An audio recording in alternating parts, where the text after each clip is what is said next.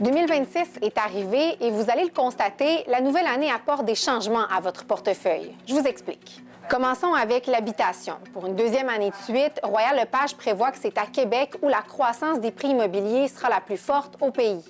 On parle d'un prix qui va avoisiner 501 000 alors qu'à la même date aujourd'hui, on parle d'un prix moyen de 448 000.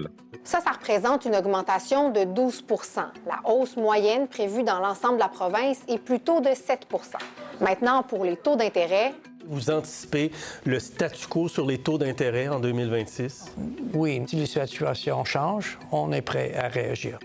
Le 10 décembre, la Banque du Canada maintenait son taux directeur à 2,25 %. Ça a diminué d'1 point de pourcentage en 2025. Pour le marché locatif, le tribunal administratif du logement va utiliser cette année une nouvelle formule pour calculer la hausse annuelle des loyers au Québec. Ça fait suite au tollé soulevé l'an dernier, alors qu'il calculait une augmentation moyenne de près de 6 %. C'est plutôt déconcertant et surtout indignant.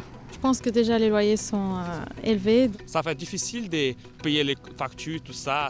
Ça, c'était la hausse suggérée la plus élevée depuis 30 ans. Le tribunal administratif du logement va annoncer le 19 janvier l'augmentation qu'il suggère pour l'année en cours.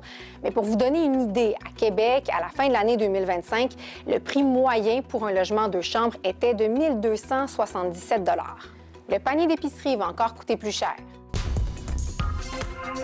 En 2026, une famille de 4 personnes devra dépenser près de 1 000 $ de plus que cette année pour se nourrir.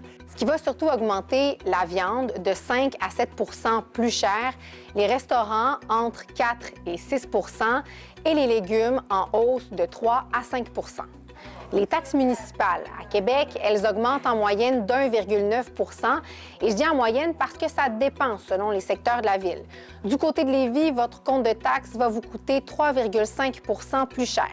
D'autres exemples, le tarif quotidien des services de garde subventionnés va augmenter de 30 sous.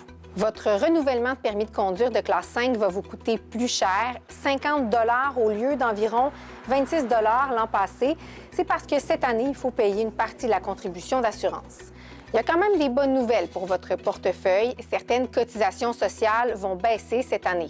Le régime des rentes du Québec et le régime québécois d'assurance parentale.